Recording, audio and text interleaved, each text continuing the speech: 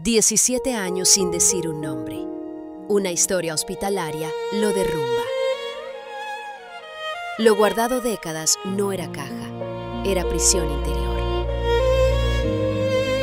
Ocurre lo inexplicable. Su hijo muerto regresa con paz y lógica. Una ventana olvidada, un detalle verificable, certeza que lo transforma. 37 años después, el nombre vuelve y la despedida se convierte en hasta luego.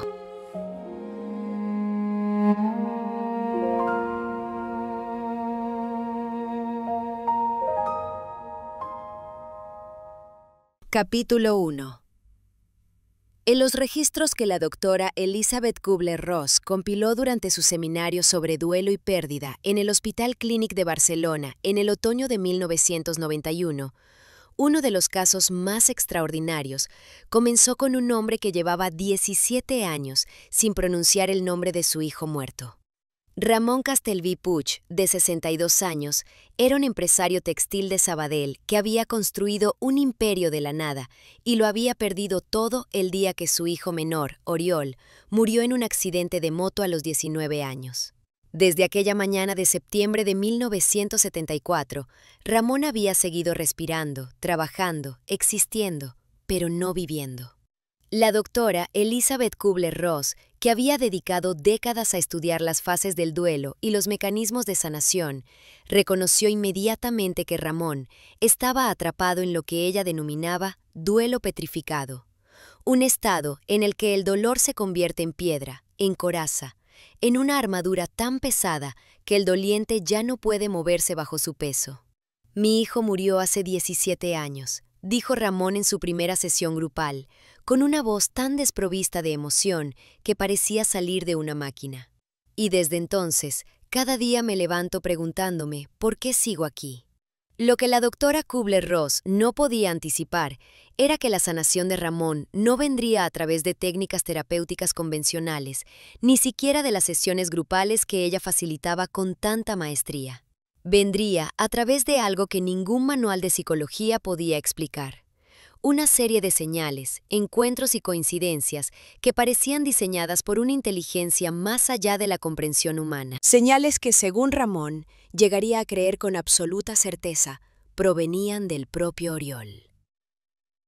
Capítulo 2. Sabadell, en los años 70, era el corazón de la industria textil catalana. Las fábricas de lana y algodón salpicaban el paisaje urbano, y el traqueteo de los telares formaba la banda sonora de una ciudad que trabajaba sin descanso. Ramón Castelví había nacido en esta ciudad en 1929, hijo de un obrero textil y una costurera que murió dando a luz a su hermano menor. Creció en la pobreza de la posguerra, conociendo el hambre antes de conocer el alfabeto, aprendiendo que en este mundo solo sobreviven los que luchan sin tregua. A los 14 años comenzó a trabajar en una fábrica como aprendiz de tejedor. A los 20 ya era oficial. A los 25, después de ahorrar cada peseta que ganaba, abrió su propio taller con 3 telares de segunda mano y un puñado de empleados que creían en su visión. A los 40, Textils Castelví era una de las empresas más prósperas de la comarca. El éxito empresarial vino acompañado de la felicidad personal. Ramón se casó con Montserrat Puig, una maestra de escuela de familia humilde que lo conquistó con su risa contagiosa y su tosudez inquebrantable. Tuvieron 3 hijos: Jordi, el mayor, nacido en 1952, Nuria, la del medio, en 1954, y Oriol, el Benjamín, en 1955. Si Ramón era sincero consigo mismo, y rara vez lo era porque la sinceridad duele demasiado, Oriol siempre había sido su favorito. No es que quisiera menos a los otros dos, pero había algo en el pequeño que le llegaba al alma de una manera diferente. Quizás era su sonrisa, idéntica a la de Montserrat. Quizás era su espíritu libre, tan diferente del carácter ambicioso de Jordi y la seriedad responsable de Nuria. O quizás era simplemente que Oriol había llegado cuando Ramón ya había dejado de esperar más hijos.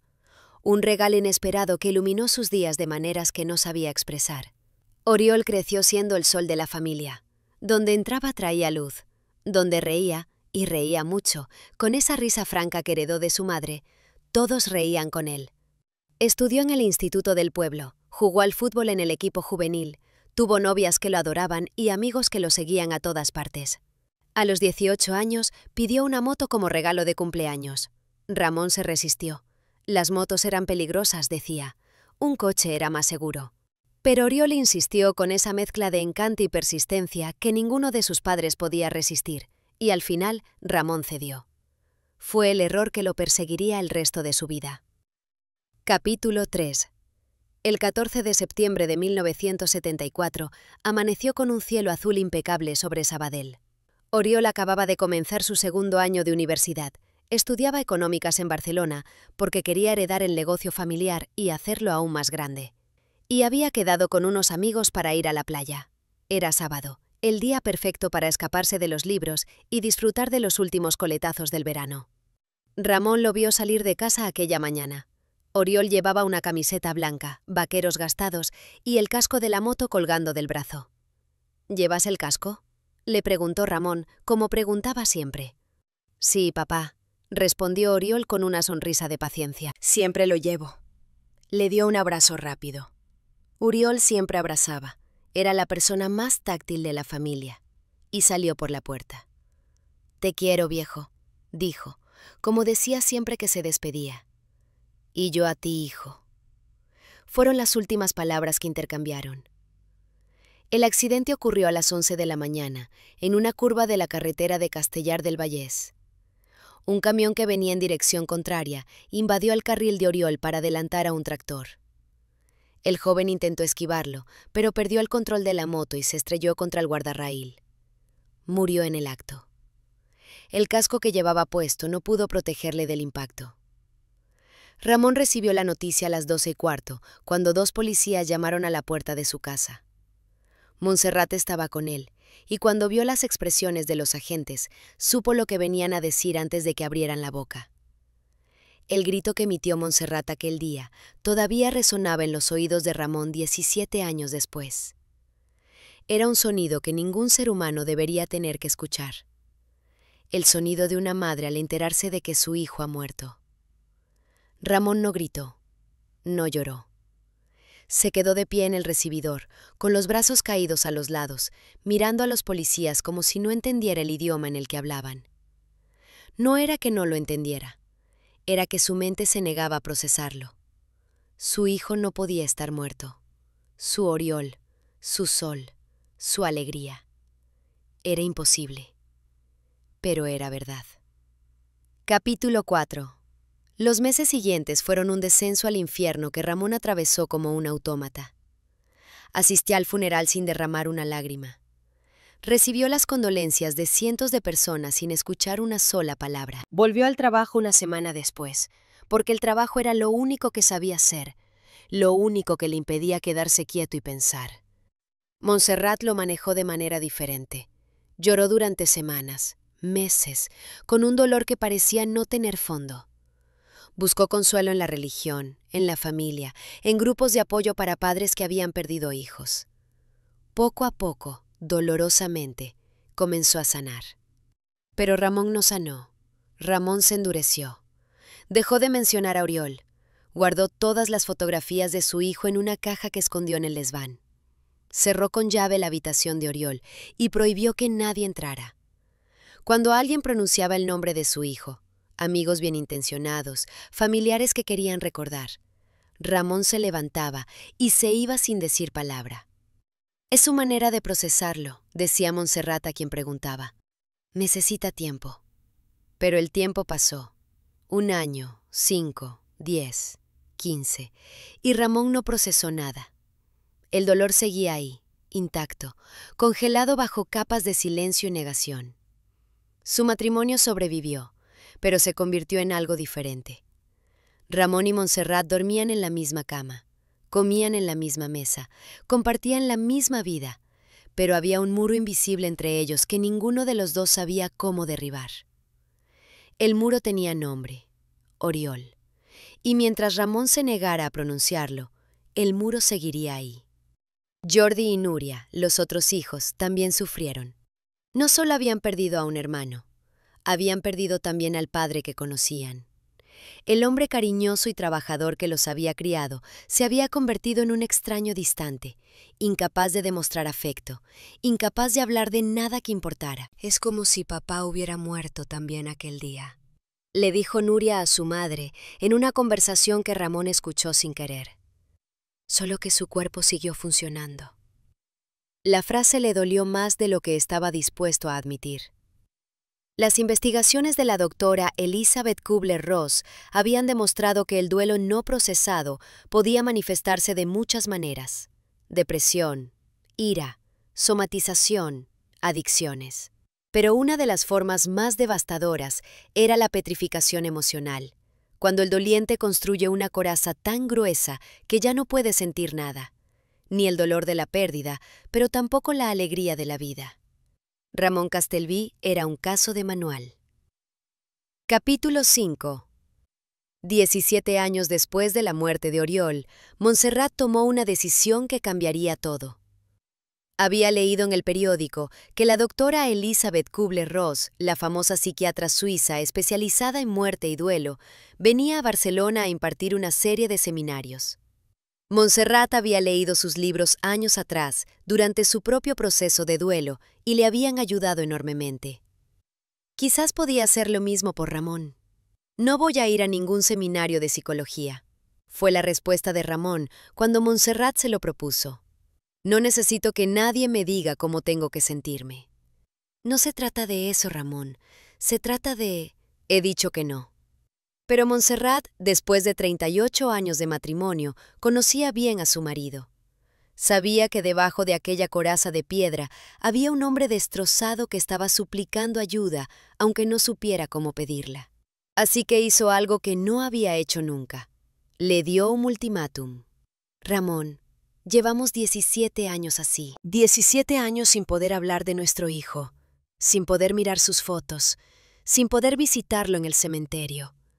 Yo he hecho mi duelo como he podido, pero tú no has hecho el tuyo, y eso nos está matando a los dos».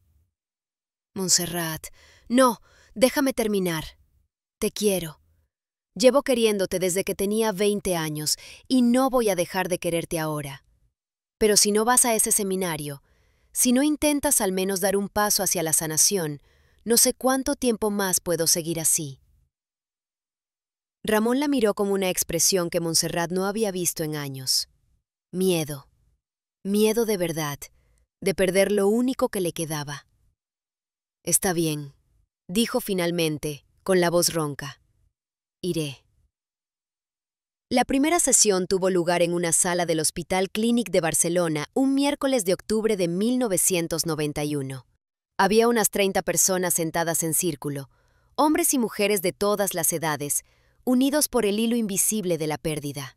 La doctora Elizabeth Kubler-Ross entró en la sala como una presencia que llenó el espacio sin imponerse. Era una mujer pequeña, de pelo canoso y ojos penetrantes, que irradiaba una combinación extraña de autoridad y calidez. «Bienvenidos», dijo, sentándose en el círculo como una participante más. «Estamos aquí porque todos hemos perdido a alguien. Y estamos aquí porque, de alguna manera, todavía no hemos encontrado la forma de dejar ir». Ramón escuchaba con los brazos cruzados y la mandíbula apretada, decidido a no participar en aquello que consideraba una pérdida de tiempo. Pero cuando la doctora Kubler-Ross comenzó a hablar de sus investigaciones, de los miles de personas que había acompañado en el proceso de morir, de las experiencias que le habían contado sobre lo que veían al otro lado, de la posibilidad de que la muerte no fuera un final, sino una transición, algo en Ramón comenzó a resquebrajarse. Capítulo 6. Durante las primeras sesiones, Ramón permaneció en silencio.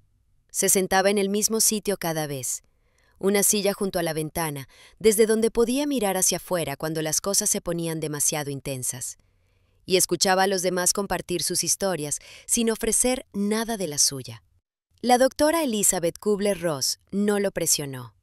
Había aprendido hace mucho que cada persona tenía su propio ritmo para abrirse, y que forzar el proceso solo lo retrasaba.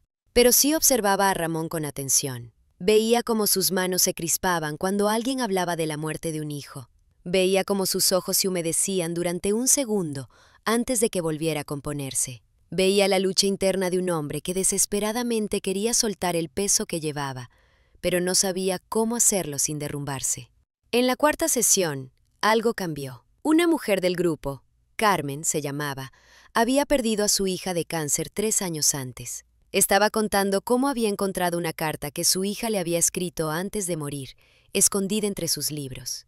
Decía que no me preocupara por ella, contó Carmen entre lágrimas, que sabía que iba a un lugar bonito y que me esperaría allí, que me quería más que a nada en el mundo y que ese amor nunca moriría.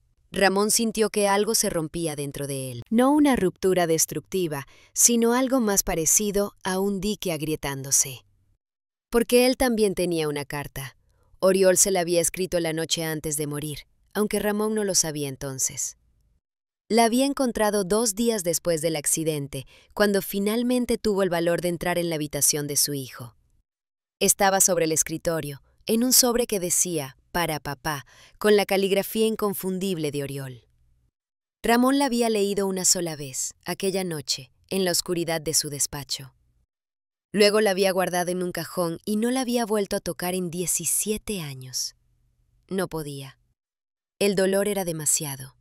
Pero mientras escuchaba a Carmen hablar de la carta de su hija, Ramón se dio cuenta de que guardando aquella carta, negándose a leerla de nuevo, estaba también negándose a escuchar las últimas palabras de su hijo. Aquella noche, cuando volvió a casa, subió al desván donde guardaba la caja con las fotografías de Oriol. La abrió por primera vez en 17 años. Y lloró. Lloró como no había llorado desde que era niño. Lloró por Oriol, por los años perdidos, por el dolor que se había negado a sentir. Lloró hasta que no le quedaron lágrimas, y luego siguió sollozando con gemidos secos que sacudían todo su cuerpo. Montserrat lo encontró allí, acurrucado entre las fotos de su hijo muerto, y lo abrazó sin decir palabra. No hacían falta palabras. Por primera vez en 17 años, el muro entre ellos había comenzado a derrumbarse. Capítulo 7. Al día siguiente, Ramón hizo algo que llevaba 17 años posponiendo. Sacó la carta de Oriol del cajón donde la había guardado y la leyó de nuevo. Las manos le temblaban tanto que apenas podía sostener el papel. Las letras se difuminaban por las lágrimas que se negaba a contener. Pero leyó cada palabra, cada frase, cada pensamiento que su hijo había plasmado en aquella hoja la noche antes de morir. «Querido papá», comenzaba la carta, «sé que no somos muy buenos expresando lo que sentimos. Los Castelví somos así, ¿no? Duros como piedras por fuera, blanditos por dentro. Pero esta noche me ha dado por pensar, y me he dado cuenta de que hay cosas que nunca te he dicho y que necesito decirte». Ramón tuvo que parar. El dolor era demasiado intenso. Respiró hondo y continuó. «Quiero que sepas que eres el mejor padre que podría haber tenido. Sé que trabajas mucho y que a veces parece que la fábrica es más importante que nosotros, pero yo sé la verdad. Trabajas tanto precisamente porque nos quieres, porque quieres darnos todo lo que tú no tuviste de pequeño. Y lo has conseguido, papá. Nos has dado una vida maravillosa». Las lágrimas caían sobre el papel, difuminando la tinta. «También quiero decirte que no te preocupes tanto por mí. Sé que te asusta la moto, pero te prometo que tengo cuidado. Y aunque pasara algo, que no va a pasar, no seas borde. Quiero que sepas que he sido feliz, muy feliz, que cada día de mi vida ha sido un regalo y que gran parte de ese regalo eres tú». Ramón dejó escapar un sollozo que le salió del fondo del alma. «Te quiero, viejo. No te lo digo suficiente, pero te lo digo ahora. Te quiero más de lo que las palabras pueden expresar. Y sé que tú también me quieres, aunque te cueste decirlo. Somos así, los Castelví. Pero el amor está ahí, aunque no lo nombremos. Tu hijo, Oriol». Ramón terminó de leer y se quedó mirando la carta durante lo que parecieron horas. Su hijo le había escrito aquello la noche antes de morir. Sin saberlo, Oriol le había dejado un regalo que Ramón había sido demasiado cobarde para abrir durante 17 años. Pero ahora lo había abierto, y el regalo era exactamente lo que necesitaba. Permiso para seguir viviendo, para seguir queriendo, para dejar ir la culpa que lo había consumido desde el día del accidente. La doctora Elizabeth Kubler-Ross, cuando Ramón le contó sobre la carta en la sesión siguiente, le dijo algo que nunca olvidaría. Las personas que amamos a menudo saben cosas que nosotros no sabemos. Quizás Oriol no sabía conscientemente que iba a morir al día siguiente, pero alguna parte de él lo presentía. Y quiso dejarte ese mensaje porque sabía que lo necesitarías. Los vínculos entre padres e hijos trascienden lo que podemos explicar con la lógica. Capítulo 8. En las semanas siguientes, Ramón experimentó una serie de coincidencias que lo desconcertaron profundamente. La primera ocurrió 3 días después de releer la carta. Ramón estaba caminando por el centro de Sabadell cuando pasó junto a una tienda de música que nunca había notado antes. En el escaparate había una guitarra acústica y junto a ella un cartel que decía «Ofertas de septiembre». Oriol tocaba la guitarra. Era una de sus grandes pasiones y había tocado en varios grupos de música durante sus años de instituto. Ramón recordaba el sonido de la guitarra saliendo de la habitación de su hijo a todas horas, una banda sonora que había detestado en su momento. «Baja el volumen, que no puedo pensar», pero que ahora daría cualquier cosa por volver a escuchar. Entró en la tienda sin saber muy bien por qué. El dependiente, un hombre joven con barba y pendiente, le preguntó si necesitaba ayuda. «Solo estoy mirando», respondió Ramón. Se quedó un rato contemplando las guitarras, tocando algunas cuerdas sin saber tocar, recordando. Y entonces vio algo que le heló la sangre. En una de las guitarras, colgada de la pared, había una pegatina descolorida con el logo de un grupo de rock que Oriol adoraba, el Spets. Era el mismo logo que Oriol tenía pegado en su guitarra, la guitarra que Ramón había guardado en el desván junto con las demás pertenencias de su hijo. «¿Le gusta esa?», preguntó el dependiente. «Es de segunda mano, pero está en muy buen estado. Perteneció a un chaval de aquí, de Sabadell. La vendió hace años, cuando se fue a estudiar fuera». Ramón sintió un escalofrío. «¿Cómo se llamaba?». «No lo sé, señor. Hace mucho de eso. Pero era un buen guitarrista, según me contaron. Tocaba en varios grupos del pueblo». No podía ser la guitarra de Oriol. Ramón la tenía en casa, pero la coincidencia era demasiado perfecta para ignorarla. Compró la guitarra. No sabía por qué. No sabía tocar, pero sintió que tenía que hacerlo. La segunda señal llegó una semana después. Ramón estaba en su despacho de la fábrica, revisando facturas, cuando la radio que tenía encendida de fondo emitió una canción que reconoció inmediatamente. Era «Bona nit», del Spets, la canción favorita de Oriol. La había puesto cientos de veces, hasta que Ramón le suplicaba que cambiara de disco. No había escuchado esa canción en 17 años. Y ahora sonaba en la radio, en un programa aleatorio de música catalana, justo cuando estaba pensando en su hijo. ¿Coincidencia? Probablemente. Pero las coincidencias siguieron acumulándose. Capítulo 9. La señal más poderosa llegó en forma de sueño. Ramón nunca había sido de soñar mucho, o al menos de recordar sus sueños.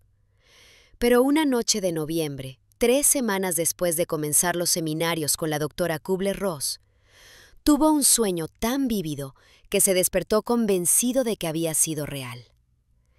Estaba en la fábrica antigua, la que tenía cuando Oriol era pequeño, antes de las ampliaciones. Los telares funcionaban con el traqueteo familiar y el olor a lana llenaba el aire. Ramón caminaba entre las máquinas, inspeccionando el trabajo, cuando vio a alguien al fondo de la nave. Era Oriol. No el Oriol de 19 años que había muerto en el accidente, sino el Oriol adulto que habría sido si hubiera vivido. Tenía 36 años, el pelo algo canoso en las sienes y aquella sonrisa que Ramón habría reconocido en cualquier lugar del universo.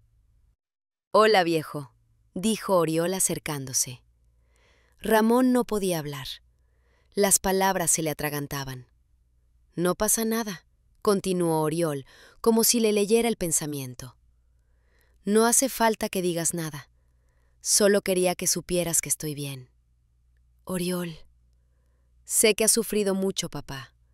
Sé que has cargado con una culpa que no te correspondía. Y necesito que sepas que no fue culpa tuya. La moto, el accidente, nada de eso fue culpa tuya. Las lágrimas comenzaron a rodar por las mejillas de Ramón. Te compré la moto.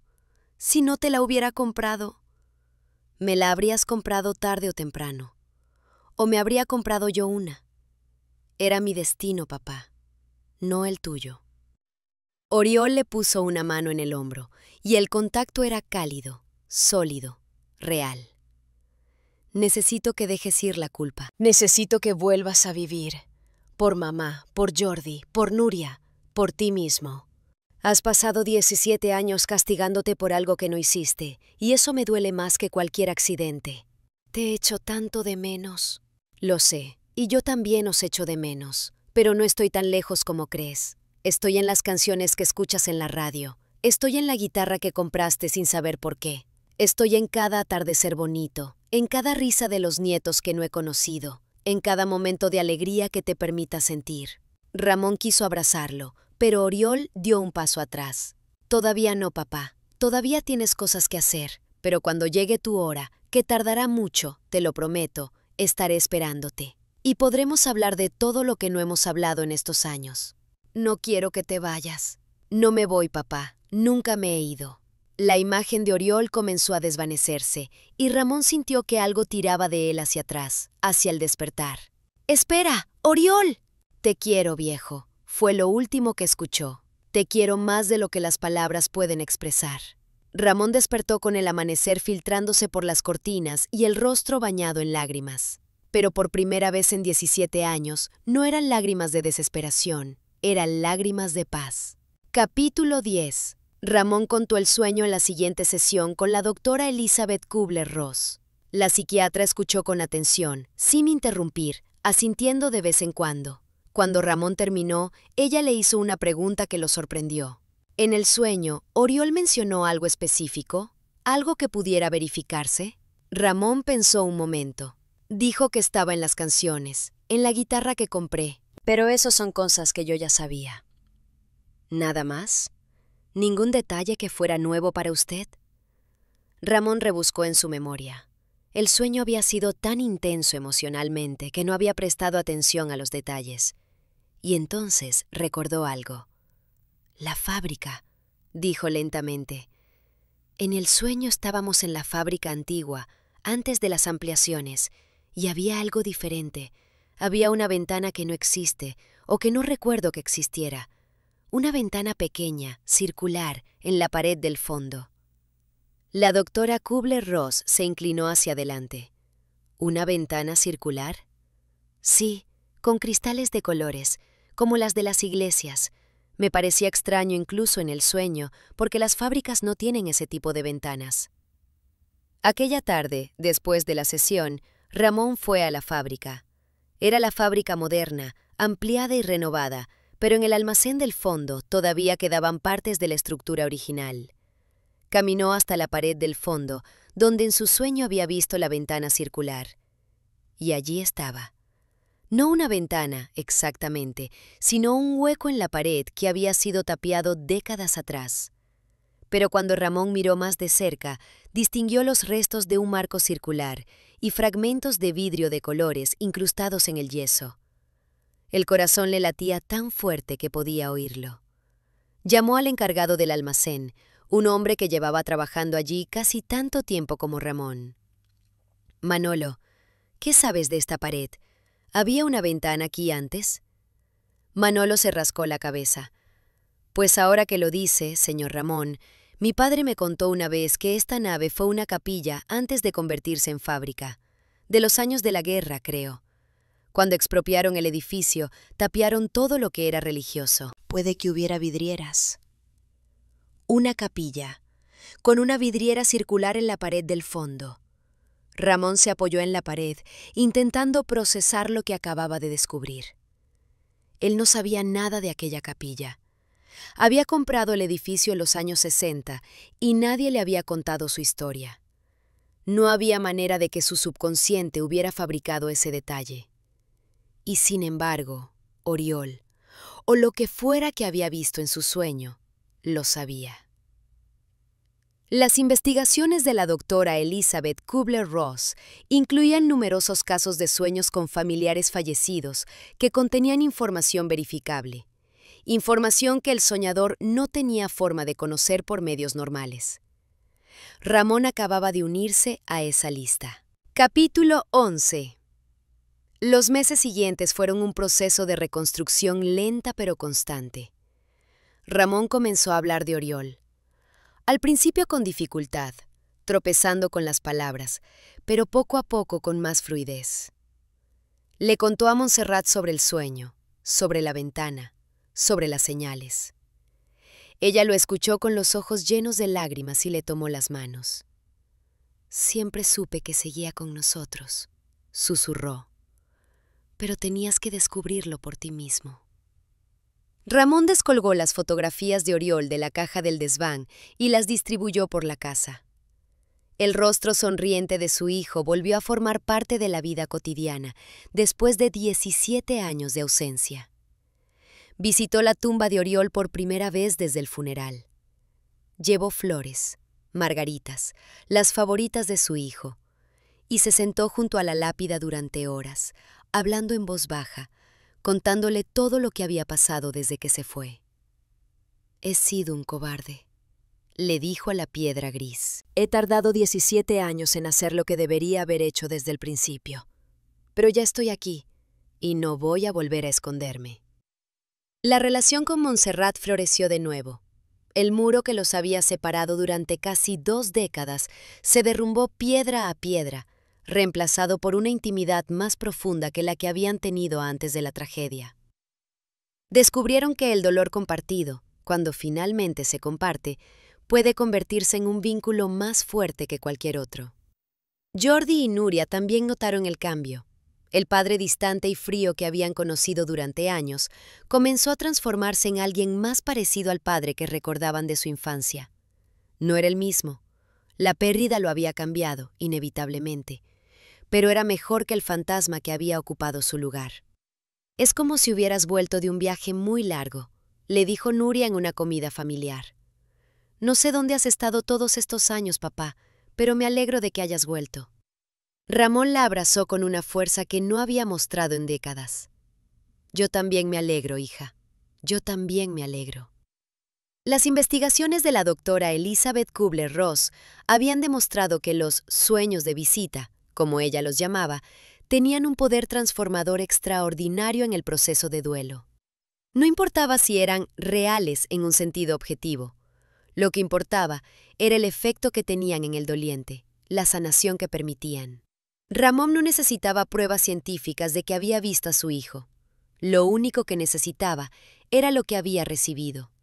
Permiso para dejar ir la culpa, permiso para seguir viviendo, permiso para amar de nuevo. Capítulo 12. En los años siguientes, Ramón se convirtió en un defensor inesperado del trabajo de duelo.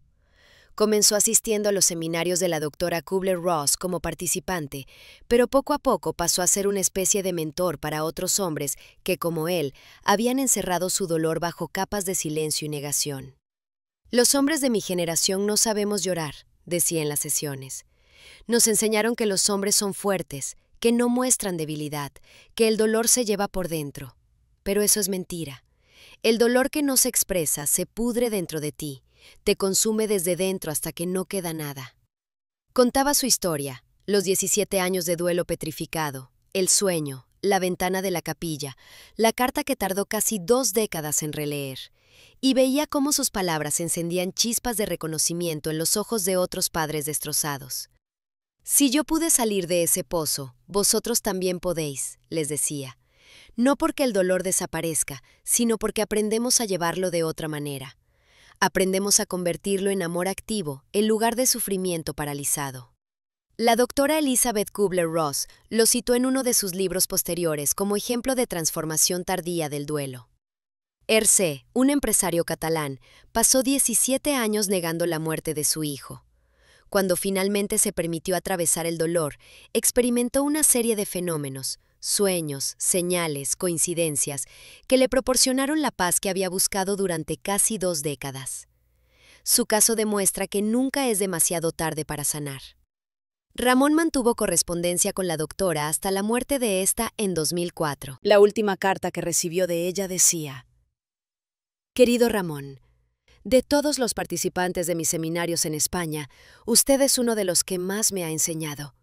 No sobre la muerte, de eso ya sé bastante, sino sobre la capacidad humana de transformación. Gracias por su valentía, gracias por su testimonio, y gracias por demostrar que el amor de un padre no tiene fecha de caducidad. Capítulo 13. Ramón conoció a 3 nietos que nunca llegaron a conocer a su tío Oriol. Nuria tuvo 2 hijos, Marc y Laia. Jordi tuvo una hija, Ana. Los 3 crecieron escuchando historias del tío Oriol, cómo tocaba la guitarra, cómo hacía reír a todo el mundo, cómo era el sol de la familia. El abuelo dice que el tío Oriol lo visita a veces, le contó Marc a su madre cuando tenía 8 años. Dice que viene en sueños y le cuenta cosas. Nuria sonrió. ¿Y tú qué piensas de eso? Marc se encogió de hombros con la sabiduría práctica de los niños. Pienso que si el abuelo lo dice, será verdad. El abuelo no miente. Ramón le enseñó a Marc a tocar la guitarra que había comprado en aquella tienda, la de la pegatina de Alspets, con una paciencia que nadie habría esperado de él. No era un buen profesor, nunca había aprendido a tocar él mismo, pero contrató a un maestro y se sentaba junto a su nieto en cada lección, escuchando las mismas escalas y acordes que había oído salir de la habitación de Oriol décadas atrás. ¿Por qué te gusta tanto que toque la guitarra, abuelo?, le preguntó Marc un día. Porque cuando tocas, me recuerdas a alguien que quise mucho, respondió Ramón. Y porque la música es una forma de mantener vivas a las personas que ya no están. Marc asintió, sin entender del todo, pero aceptando la respuesta como solo los niños saben aceptar las cosas que no comprenden. La noche que Marc dio su primer concierto con su grupo de instituto, un concierto pequeño, en un bar del centro de Sabadell, ante un puñado de familiares y amigos, Ramón ocupó la primera fila. Tenía 82 años, estaba sordo de un oído y le costaba estar de pie más de 10 minutos. Pero no se habría perdido aquel momento por nada del mundo. Cuando Marc comenzó a tocar Bona nit dels Pets, la canción favorita de Oriol, que el chico había aprendido específicamente para su abuelo, Ramón sintió una presencia a su lado. No vio nada, no oyó nada, pero supo con certeza absoluta que Oriol estaba allí, escuchando la música, sonriendo. «¿Lo ves, verdad, viejo?», susurró para sí mismo. «Sigue con nosotros. De otra forma, pero sigue». Y juraría que por un segundo sintió una mano en el hombro. Capítulo 14. Ramón Castelví Puig murió el 14 de septiembre de 2011, exactamente 37 años después de la muerte de su hijo Oriol. Murió en paz, en su casa de Sabadell, rodeado de Montserrat, de Jordi, de Nuria, de los nietos que lo habían rejuvenecido en sus últimos años. Tenía 82 años. En sus últimas horas, entraba y salía de la conciencia, murmurando nombres y frases que los demás no siempre entendían. Pero en un momento de lucidez, abrió los ojos, miró hacia un rincón de la habitación donde no había nadie y sonrió. «Ya viene», susurró. «Ya viene a buscarme». Montserrat le apretó la mano. «¿Quién viene, Ramón? ¿Qué ves?» «Oriol. Está aquí. Está esperándome». Los ojos de Ramón brillaban con una luz que los presentes nunca habían visto. No era la luz de la fiebre ni del delirio. Era algo diferente, algo que parecía venir de otro lugar. «Qué guapo está», murmuró Ramón. «Ha envejecido bien. Se parece a mí cuando era joven». Jordi y Nuria intercambiaron una mirada. Su padre estaba viendo a su hermano muerto, el hermano que nunca había llegado a envejecer, como el adulto que habría sido si hubiera vivido. ¿Qué te dice, papá?, preguntó Nuria con la voz quebrada. Ramón sonrió de nuevo. Dice que lleva mucho tiempo esperando. Dice que va a enseñarme a tocar la guitarra de verdad esta vez. Fueron casi sus últimas palabras. Murió unos minutos después, con la sonrisa todavía en los labios, sosteniendo la mano de Montserrat por un lado y la carta de Oriol, que había guardado junto a su cama durante 20 años, por el otro. Capítulo 15. El cementerio de Sabadell guarda los restos de generaciones de catalanes que vivieron, amaron, sufrieron y murieron en esta tierra de trabajadores y soñadores. En un rincón tranquilo, junto a un ciprés centenario, hay dos lápidas que comparten apellido. Oriol Castelví Puig, 1955-1974, y Ramón Castelví Puig, 1929-2011. Padre e hijo, separados durante 37 años por el velo de la muerte, reunidos ahora en un lugar que ningún mapa puede mostrar. Montserrat los visita cada 14 de septiembre, llevando margaritas para los dos. A veces le acompaña alguno de los nietos, y le cuentan historias del abuelo Ramón y del tío Oriol que nunca conocieron, pero que sienten presente en cada nota de guitarra, en cada canción del Spets, en cada atardecer dorado sobre los tejados de Sabadell. La doctora Elizabeth Kubler-Ross escribió que el duelo es el precio que pagamos por amar. Pero también escribió que el amor no termina con la muerte, que los vínculos que forjamos trascienden el último latido, que lo que llamamos pérdida es solo una transformación de la presencia. Ramón vivió esa verdad durante los últimos 20 años de su vida. Convirtió 17 años de sufrimiento petrificado en 2 décadas de amor activo, de conexión renovada, de vida plena. No porque dejara de echar de menos a Oriol, nunca dejó de echarlo de menos, sino porque aprendió que echar de menos a alguien no significa perderlo del todo. Las señales siguieron llegando hasta el final. Canciones en la radio, sueños vívidos, coincidencias que desafiaban la estadística. Ramón las recibía como lo que eran, recordatorios de que su hijo seguía ahí, de otra forma, en otro plano, pero presente. Y cuando llegó su hora, cuando la luz se abrió ante él y vio a Oriol esperándolo con aquella sonrisa que había iluminado su mundo durante 19 años, Ramón supo que había llegado a casa. Porque la conexión a través del duelo no es una ilusión de mentes desesperadas. Es el hilo dorado que une a los vivos con los muertos, el puente de luz que atraviesa el abismo entre los mundos, la promesa silenciosa de que cada despedida es también un hasta luego. Y cuando Ramón por fin atravesó ese puente, cuando los brazos de su hijo lo recibieron en aquel lugar donde no hay dolor, ni tiempo, ni separación, las primeras palabras que escuchó fueron las mismas que había escuchado 37 años atrás, la mañana que Oriol salió por la puerta por última vez. Te quiero, viejo. Te quiero más de lo que las palabras pueden expresar.